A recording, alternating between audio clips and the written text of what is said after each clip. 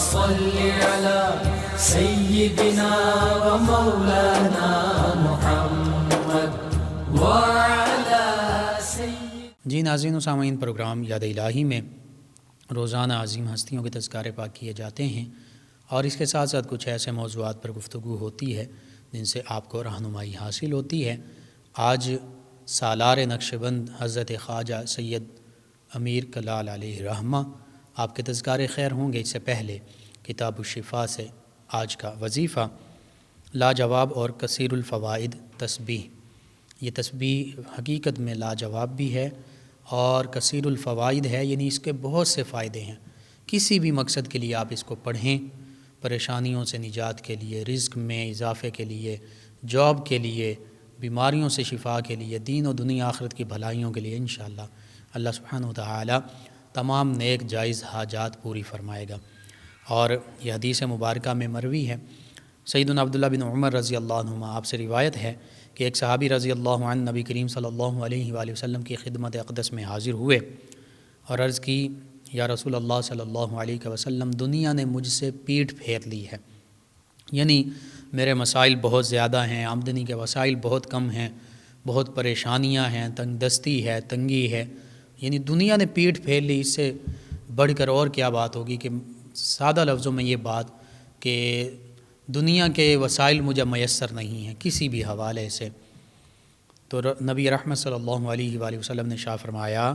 کیا وہ تسبیح تمہیں یاد نہیں جو ملائکہ اور ساری مخلوق کی تسبیح ہے، جس کی برکت سے انہیں روزی دی جاتی ہے. یعنی ساری مخلوق کو، حتیٰ کہ ملائکہ کو بھی اسی تسبیح کی برکت سے رزق دیا جاتا ہے، روزی دی جاتی ہے. ہر مخلوق کا اپنا رزق ہے. ملائکہ جو ہیں نور سے پیدا کیے گئے، ان کا رزق بھی نور ہی ہے. اور ساری مخلوق کی آقا کریم صلی اللہ علیہ وآلہ وسلم نے فرمایا کہ یہ تسبیح جو ہے یہ رزق کا ذریعہ ہے اور اسی کی برکت سے ان کو روزی دی جاتی ہے. تو وہ تسبیح کیا ہے؟ سیدنا عبداللہ بن عمر رضی اللہ عنہ فرماتے ہیں کہ رسول کریم صلی اللہ علیہ وآلہ وسلم نے شاہ فرمایا کہ طلوع فجر کے وقت، یعنی صبح صادق سے نماز فجر کا وقت ختم ہونے تک، جب سحری کا وقت ختم ہوا یہ صبح صادق ہے، اس سے لے کر جب تک نماز فجر کا وقت موجود ہے، یعنی طلوع آفتاب تک، تو طلوع آفتاب سے پہلے تک، یہ اس وقت میں آقا کریم صلی اللہ علیہ وآلہ وسلم نے فرمایا کہ جو 100 مرتبہ پڑھے سبحان اللہ و بحمدہ سبحان اللہ العظیم استغفر اللہ، سبحان اللہ و بحمدہ سبحان اللہ العظیم استغفر اللہ، انشاءاللہ دین و دنیا آخرت کی بلائیاں حاصل ہوں گی. رزق میں تنگی ہے تو تنگی ختم ہوگی، رزق میں اللہ سبحانہ و تعالی برکتیں عطا فرمائے گا، گھر میں برکتیں عطا فرمائے گا. یعنی یہ تسبیح آقا کریم صلی اللہ علیہ وآلہ وسلم کے حکم کے مطابق صبح صادق سے لے کر طلوع آفتاب سے پہلے تک، جو فجر کا وقت ہے، اذان سے لے کر نماز کا وقت جب تک ختم ہو رہا ہے فجر کا، اس وقت تک پڑھی جا سکتی ہے. بہتر یہی ہے کہ فجر کی سنتوں اور فرضوں کے درمیان پڑھ لی جائے. اگر اس میں رہ جائے یا چند کلمات رہ جائیں، پوری تسبیح مکمل نہ ہو سکے تو بعد میں بھی مکمل کر سکتے ہیں. اس کے علاوہ لاجواب امراض کا نبوی علاج، نبی کریم صلی اللہ علیہ وآلہ وسلم جو لا علاج امراض ہوتے، آج کچھ امراض ایسے ہیں جنہیں ہم لا علاج سمجھتے ہیں، شوگر ہے، کینسر ہے، دیگر کئی بیماریاں ہیں کہ پوری زندگی ان کی میڈیسن کھانی پڑتی ہے اور مکمل شفا پھر بھی نہیں حاصل ہوتی. تو اس حوالے سے جو لا علاج اور لاجواب، جن کے حوالے سے ڈاکٹر کہہ دیتے ہیں کہ یہ مریض اب جو ہے یہ لا علاج ہے، اس کو گھر لے جائیں، ان کا نبوی علاج رسول کریم صلی اللہ علیہ وآلہ وسلم نے ارشاد فرمایا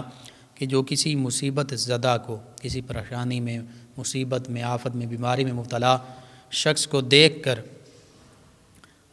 ان کلمات کو پڑھے. اب وہ مصیبتیں یا بیماریاں کون کون سی ہو سکتی ہیں؟ ان میں فالج بھی ہے، ان میں بلڈ پریشر ہے، کینسر ہے، ہارٹ اٹیک ہے، ایڈز کی بیماریاں ہیں، حادثات ہیں، ہیپاٹائٹس وغیرہ،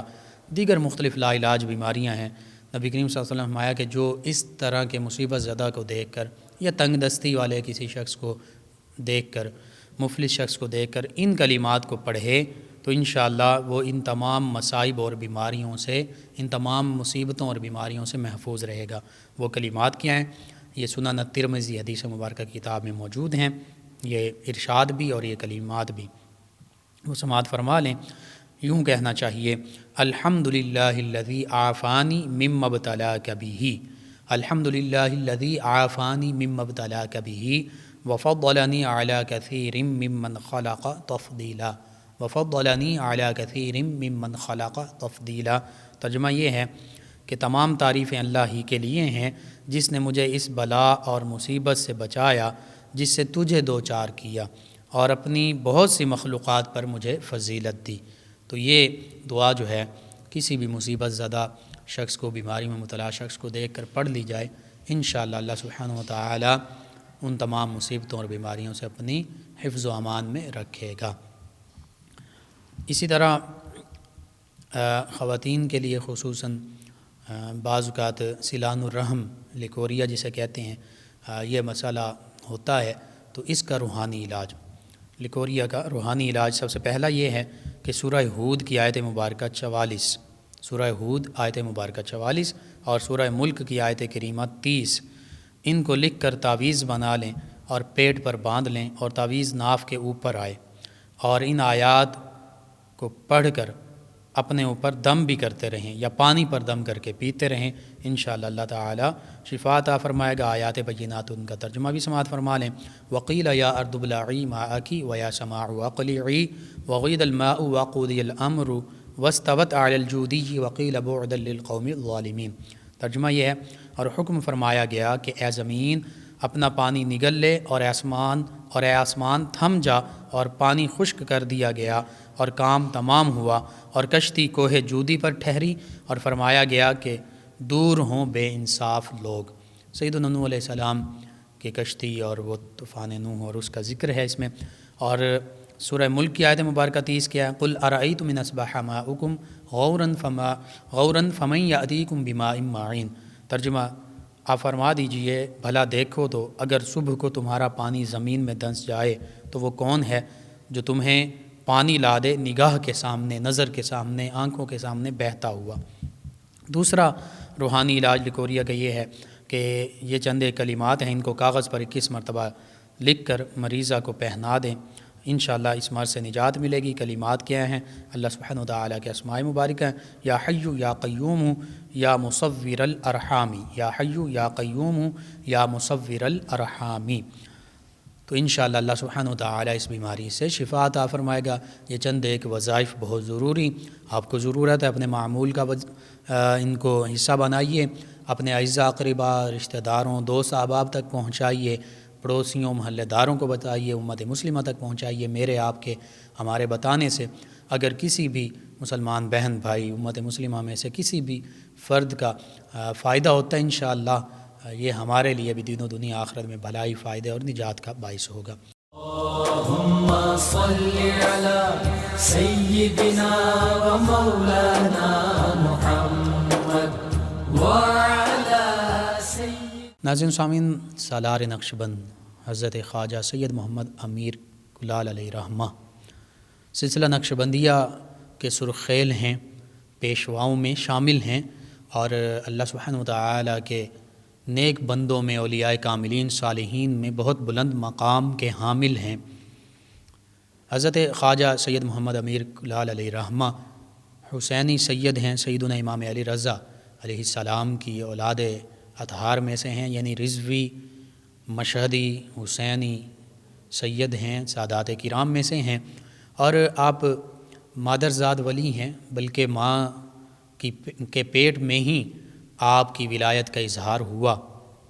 کہ جب آپ کی والدہ ماجدہ، اگرچہ وہ بھی بہت نیک اللہ کی بندی تھیں، لیکن بعض اوقات کچھ چیزیں کھانے پینے کی حرام نہیں ہوتی لیکن مشتبہ اس حوالے سے ہوتی ہیں، بعض اوقات کے مشکوک ہو جاتی ہیں، کہاں سے آئیں، کیسے آئیں، تو بہرحال وہ کھاتیں، تو جو وہ مشتبہ چیز جب ان کے پیٹ میں جاتی، اور یہ بھی ان کے پیٹ میں تھے، یعنی ان کی والدہ ماجدہ حاملہ تھیں، تو اس موقع پر انہیں پیٹ میں تکلیف محسوس ہوتی، جب تک وہ قے کے ذریعے واپس انڈیل نہ دیتی، منہ سے نکل نہ جاتی وہ چیز، اس وقت تک انہیں اسی طرح بے چینی اور بے قراری کا یہ معاملہ رہتا۔ اور خود وہ فرماتی ہیں کہ مجھے پتہ چل گیا کہ بعد چند دفعہ یہ معاملہ ہوا تو آپ فرماتے ہیں کہ مجھے پتہ چل گیا کہ میرا یہ بیٹا جو ہے یہ بہت ہی عظمت والا ہے، یہ اللہ کا ولی ہوگا۔ بہرحال 676 ہجری 1278 عیسوی میں قصبہ سوخار جو بخارا ہی کے قریب ہے، 1 میل یعنی تقریباً 1.5 کلومیٹر کے فاصلے پر موجود ہے، اور آج تو وہ بخارا ہی کا حصہ بن چکا ہے۔ وہاں پر آپ کی ولادت باسعادت ہوئی، اور آپ کے والد گرامی انہوں نے بھی آپ کی تعلیم و تربیت کی، لیکن آپ اپنا جو آبائی پیشہ زراعت اس کو آپ نے اپنایا، زراعت کی کھیتی باڑی کیا کرتے تھے، اس کے ساتھ ساتھ آپ کو کوزہ گری کا فن ہے یہ بھی آتا تھا، مٹی سے برتن وغیرہ بنانا یہ بھی بنایا کرتے تھے، اور پہلوانی کا کشتی لڑنے کا آپ کو شوق تھا۔ آپ ایک مرتبہ رامتین میں ہی کشتی لڑ رہے ہیں، حضرت خواجہ بابا محمد سماسی علیہ رحمہ جو سلسلہ نقشبندیہ کے عظیم پیشوا ہیں، اور سلسلہ نقشبندیہ کی ایک خاصیت یہ بھی ہے کہ یہ سلسلہ سیدنا ابو بکر صدیق رضی اللہ عنہ سے متصل ہوتا ہے، سیدنا ابو بکر صدیق رضی اللہ عنہ سے متصل ہوتا ہوا آقا کریم صلی اللہ علیہ وآلہ وسلم کی بارگاہ میں مل جاتا ہے۔ اس وجہ سے اس سلسلے کو شروع میں سلسلہ صدیقیہ بھی کہا گیا، پھر سلسلہ خواجگان کہا گیا، پھر حضرت خواجہ بہاؤالدین نقشبند علیہ رحمہ کی نسبت سے نقشبندی کہلایا، پھر حضرت مجدد الفسانی علیہ رحمہ کی نسبت سے مجددی کہلایا۔ بہرحال نبی رحمت صلی اللہ علیہ وآلہ وسلم سے یہ سلسلہ متصل ہوا۔ اب چونکہ حضرت سید امیر کلال علیہ رحمہ یہ پہلوان بھی تھے، تو اکھاڑے میں موجود ہیں، کشتی لڑ رہے ہیں، حضرت خواجہ بابا محمد سماسی علیہ رحمہ وہیں سے گزرتے ہیں، اور اللہ سبحانہ وتعالی نے اپنے اولیاء اللہ کو یہ عظمتیں، یہ شانیں عطا فرمائی ہیں، یہ طاقتیں عطا فرمائی ہیں۔ حدیث قدسی کے مطابق صحیح بخاری کی جو حدیث مبارکہ کہ جو اللہ کا بندہ اللہ کا مقرب بن جاتا ہے، پھر اللہ سبحانہ وتعالی فرماتا ہے کہ میں اس کے ہاتھ بن جاتا ہوں جن سے وہ پکڑتا ہے، میں اس کے پاؤں بن جاتا ہوں جن سے وہ چلتا ہے، میں اس کی آنکھیں بن جاتا ہوں جن سے وہ دیکھتا ہے، میں اس کے کان بن جاتا ہوں جن سے وہ سنتا ہے، حتیٰ کہ فرمایا کہ جو وہ دعا کر دیتا ہے میں اس کی دعا فوراً قبول فرما لیتا ہوں، وہ مجھ سے پناہ مانگتا ہے میں اسے فوراً پناہ عطا فرماتا ہوں۔ یعنی جو اللہ کا ہو جاتا ہے، من کان للہ کان اللہ لہ، جو اللہ کا ہو جاتا ہے پھر اللہ اس کا ہو جاتا ہے، پھر اللہ سبحانہ وتعالی اپنی عطا سے اس کو اپنی طاقتوں کا مظہر بنا دیتا ہے۔ حالانکہ ہر انسان، ہر بندہ مومن میں چاہے سماعت کی طاقت ہے، بصارت کی طاقت ہے، چلنے پھرنے کی طاقت اللہ ہی کی عطا کرتا ہے، لیکن ان اولیاء اللہ کو خصوصیت کے ساتھ اللہ سبحانہ وتعالی اپنی طاقتیں عطا فرماتا ہے، طاقتوں کا مظہر بنا دیتا ہے، اور پھر ہماری آنکھیں، ہماری سماعتیں، ہمارے قدم، ہمارے پیر، ہمارے ذہن ان کی طاقتوں کا ادراک نہیں کر سکتے۔ بہرحال حضرت خواجہ بابا محمد سماسی علیہ رحمہ وہ اللہ کی دی ہوئی قوت بصارت کے ساتھ جب انہوں نے ان کو دیکھا کہ یہ کشتی لڑ رہے ہیں، عام نظر ہو تو وہ تو یہی دیکھے گی کہ بظاہر یہ کشتی ہی لڑ رہے ہیں، لیکن وہ جانتے تھے کہ یہ سادات میں سے ہیں، یہ پیدائشی اللہ کے ولی ہیں، اور یہ بھی دیکھ رہے تھے کہ ان سے آگے بڑے بڑے کاملین زمانہ جو ہیں وہ کاملین صالحین اولیاء اللہ ان سے فیض پائیں گے اور سلسلہ نقشبندیہ کے یہ سرخیل بنیں گے۔ تو بس آپ نے محبت کی نظر رکھی، توجہ فرماتے گئے، باطنی طور پر توجہ کرتے رہے، اور پھر سید امیر کلال علیہ رحمہ ان کی بھی جب ان پر نظر پڑی، انہوں نے دیکھا تو بس الذین اذا رؤوا ذکر اللہ، وہ حدیث پاک وہ اس کا یہاں پر مظاہرہ ہوا کہ اللہ کے پیارے حبیب صلی اللہ علیہ وآلہ وسلم کی بارگاہ میں عرض کیا گیا، یا رسول اللہ صلی اللہ علیہ وسلم اولیاء اللہ کون ہیں، اللہ کے ولی کون ہیں؟ تو فرمایا کہ جنہیں دیکھنے سے اللہ یاد آ جائے۔ تو یوں سید امیر کلال علیہ رحمہ نے جب حضرت خواجہ بابا سماسی علیہ رحمہ کو دیکھا تو دیکھتے ہی انہیں بھی اللہ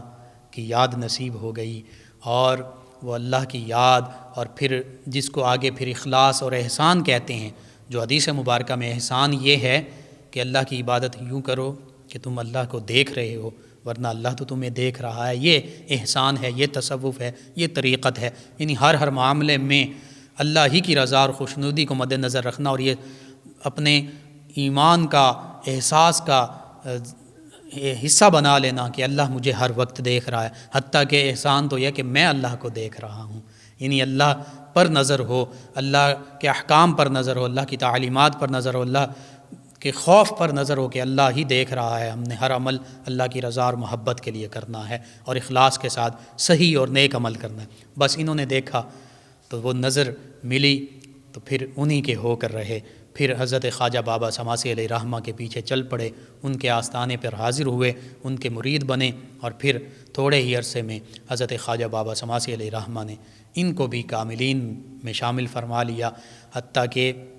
اپنے مریدین کو بھی انہی کے حوالے کر دیا۔ اور پھر انہوں نے اپنے مریدین، چونکہ انہیں بھی خلافت حاصل ہوئی، لوگوں کو مرید کیا، اللہ کے ذکر پر لگایا۔ اور اللہ کا ذکر یہ ہے، تمام سلاسل طریقت کے اولیاء اللہ زبان سے بھی اللہ کا ذکر کرتے ہیں، سانس سے بھی کرتے ہیں، اور خصوصیت کے ساتھ جو اولیاء کاملین صالحین وہ دل کے ساتھ ذکر قلبی خفی جسے کہتے ہیں وہ کیا کرتے ہیں۔ تو بس اللہ اللہ کی کرنے میں لگ گئے اور اپنے مریدوں کو بھی اللہ ہی کی یاد میں محو کر دیا۔ اور پھر آپ کے کئی کرامات ہیں، خصوصاً ایک واقعہ اس حوالے سے کہ اللہ کے ولیوں کی نظر میں شریعت جو ہے کتنی زیادہ اہمیت کی حامل ہے، اور شریعت پر اخلاص کے ساتھ عمل کرنا یہی طریقت ہے۔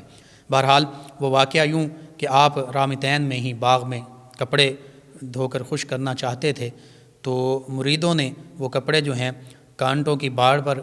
پھیلا کر خشک کرنا چاہے، آپ نے منع فرما دیا۔ پھر درختوں کی شاخوں پر ڈالنا انہوں نے چاہا، آپ نے منع فرما دیا۔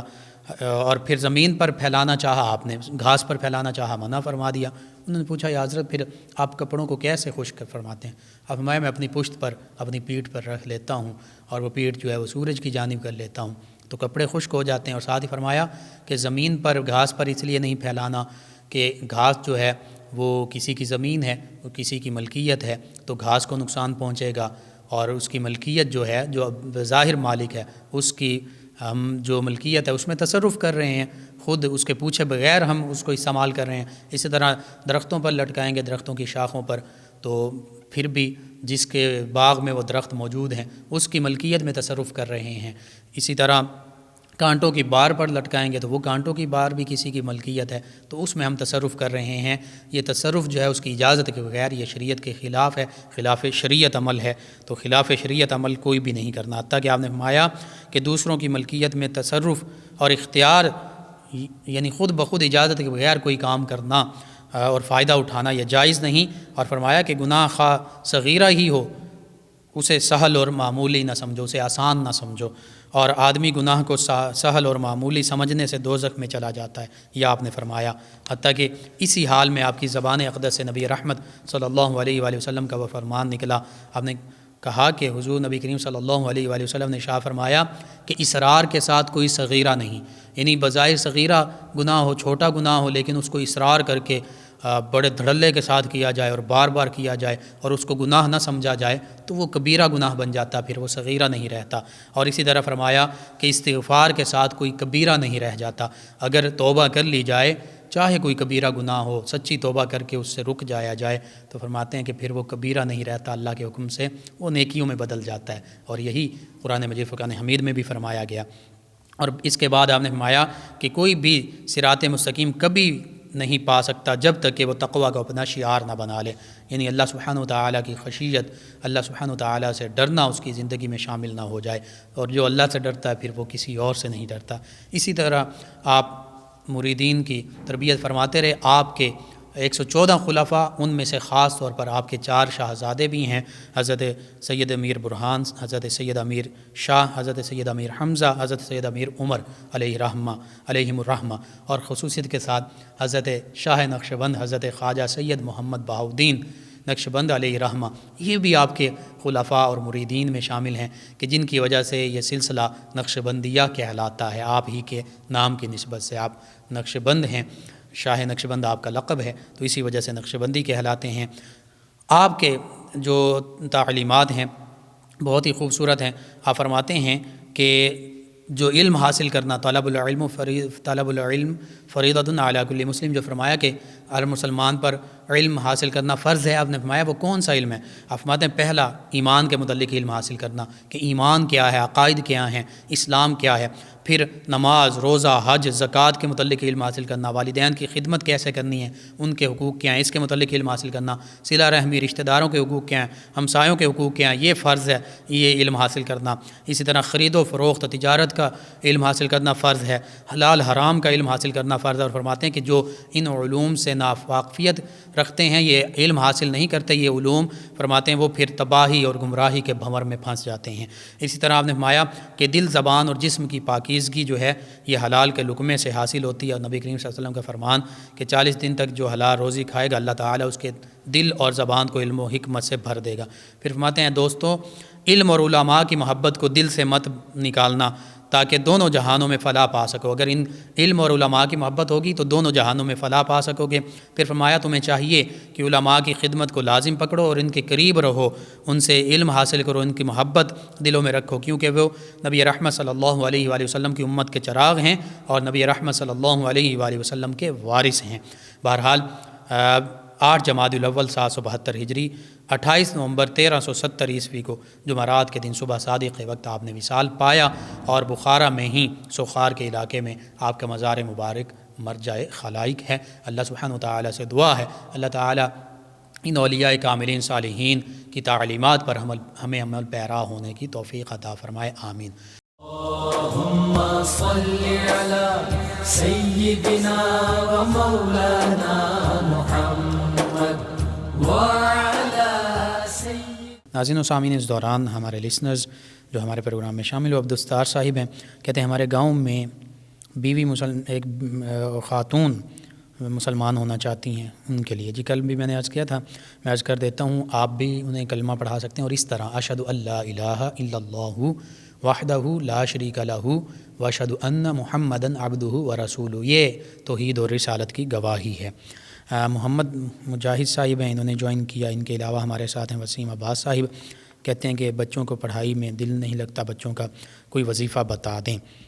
جی ان کے لیے یہ ہے کہ انہیں کہیں کہ ربی زدنی علما، ربی زدنی علما، یہ کثرت سے پڑھیں، اور ہر نماز کے بعد 11 مرتبہ یا قویو سر کے دائیں جانب ہاتھ رکھ کر، دایاں ہاتھ رکھ کر پڑھیں، اللہ تعالیٰ بہتری فرمائے گا۔ عالیہ صاحبہ ہیں، انہوں نے کہا کہ بھانجا ان کا 3 سال کا ہے اور دودھ نہیں پیتا، اس کے لیے کوئی وظیفہ بتا دیں۔ جی میں عرض کر دیتا ہوں، سورۃ القدر انا انزلناہ فی لیلۃ القدر، اس کو 21 مرتبہ پڑھ کر چینی پر دم کر کے دیں اور میٹھا دودھ کر کے بچے کو پلائیں، انشاءاللہ بچہ دودھ پینے لگے گا۔ ناظرین سامعین کے علاوہ میں جوائن کے یاسر صاحب نے، کہتے ہیں پروگرام بہت اچھا ہے، سوال پوچھا کہ عورت بچے کو گھٹی دے تو کیا مرد کو بھی دینی چاہیے؟ جی عورت گھٹی دے سکتی ہے، کوئی اس میں مذائقہ نہیں ہے۔ ناظرین سامعین کے علاوہ میں جوائن کے مظہر مصطفیٰ صاحب نے، کہتے ہیں السلام علیکم، کیا موبائل میں قرآن پاک کی ایپ رکھی جا سکتی ہے؟ جی وعلیکم السلام، جی بالکل رکھی جا سکتی ہیں، اسلامک بکس رکھی جا سکتی ہیں اور رکھنی چاہیے، پڑھنی چاہیے۔ عبدالسلام صاحب ہیں، کہتے ہیں کوئی بندہ پیسے واپس نہیں دے رہا، کوئی وظیفہ، اس کے لیے میں یہ عرض کروں گا، آپ کے لیے بھی اور بھی ہمارے لسنر پوچھتے ہیں، ایک تو ہو سکے تو 1000 مرتبہ درود تنجی نہ پڑھیے جتنے دنوں میں ہو سکے، اور دوسرا یا مالک الملک، یا مالک الملکی، یا مالک الملکی، اس کو 10,000 مرتبہ پڑھیں، اللہ تعالیٰ بہتری فرمائے گا۔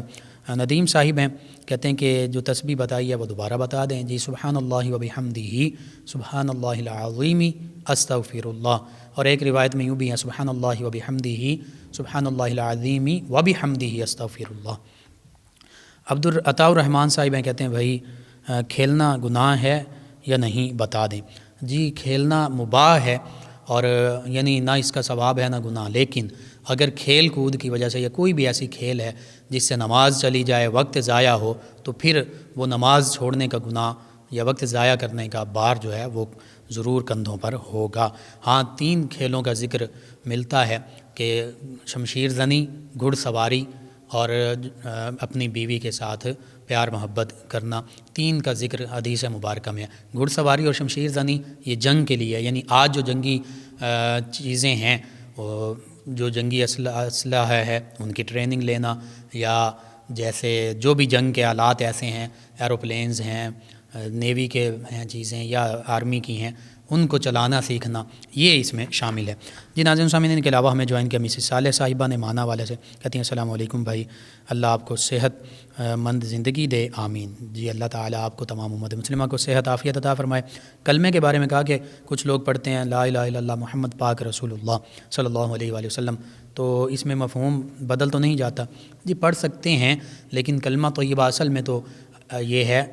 گواہی جو دینی ہے وہ یوں دیتے ہیں اشہدو ان لا الہ الا اللہ وحدہ لا شریک لہ واشہدو ان محمدًا عبدہ ورسولہ، اور لا الہ الا اللہ محمد الرسول اللہ، یہ دونوں علیحدہ علیحدہ قرآن مجید کے کلمات ہیں، ہم ان کو اکٹھا ملا کے پڑھ سکتے ہیں، اور محمد پاک رسول اللہ صلی اللہ علیہ وآلہ وسلم کہہ سکتے ہیں۔ بہرحال اس طرح کلمے کا حصہ تو نہیں ہے، لیکن پڑھ سکتے ہیں یا کہہ سکتے ہیں۔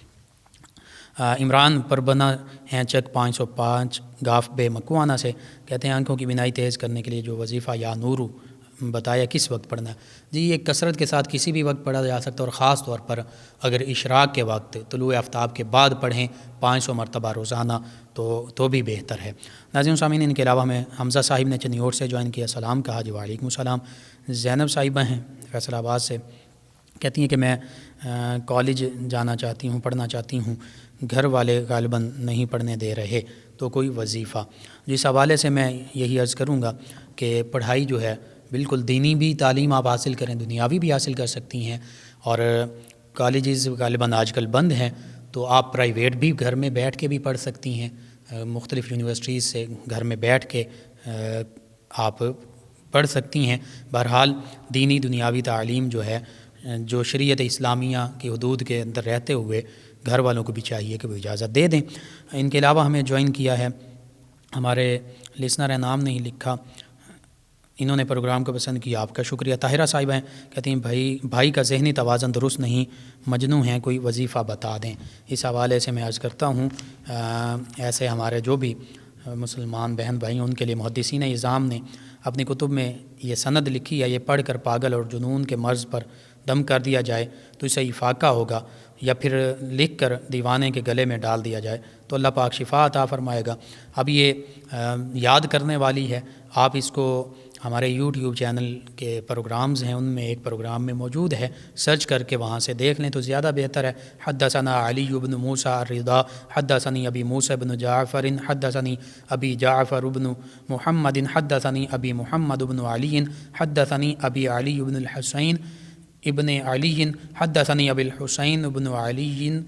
حدثنی ابی علی بن ابی طالب حدثنا رسول اللہ صلی اللہ علیہ وسلم عن جبریل علیہ السلام۔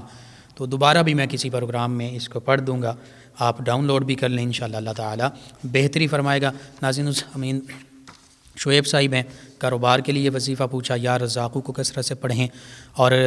ایک ہمارے لسنر ابو طلحہ، ان کے بیوی جو ہیں وہ 2 برس سے ناراض ہو کر میکے جا چکی ہیں، ان کے لیے یہ ہے کہ آپ درود تنجینا 1000 مرتبہ پڑھیے اور یہ دعا کیجئے کہ وہ واپس آ جائیں۔ فاروق احمد صاحب ہیں، مرگی کا وظیفہ پوچھا، سیدنا المرتضیٰ 145 مرتبہ کاغذ پر لکھ کر کاغذ پانی میں مکس کر کے وہ پانی پئیں۔ کیسر صاحب ہیں، محمد حسنین علی کا مطلب پوچھا، محمد جن کی سب سے زیادہ تعریف کی گئی، حسنین جو بہت زیادہ خوبصورت ہوں، علی جو بلند ہو، تو بہت خوبصورت نام ہے جی ناظرین و سامعین، آپ تمام ویورز لسنرز کا شکریہ، آپ پروگرام میں شامل ہوتے ہیں، فیڈ بیک سے آگاہ کرتے ہیں۔ پروگرام یاد الہی کا وقت ختم ہو جاتا ہے، انشاءاللہ کل صبح 8 بجے دوبارہ آپ سے ملاقات ہوگی پروگرام یاد الہی میں۔ اپنے میزبان محمد لقمان رضا اور ہماری ٹیم کو اجازت دیجیے، اللہ نگہبان۔ اللہم صل علی سیدنا و مولانا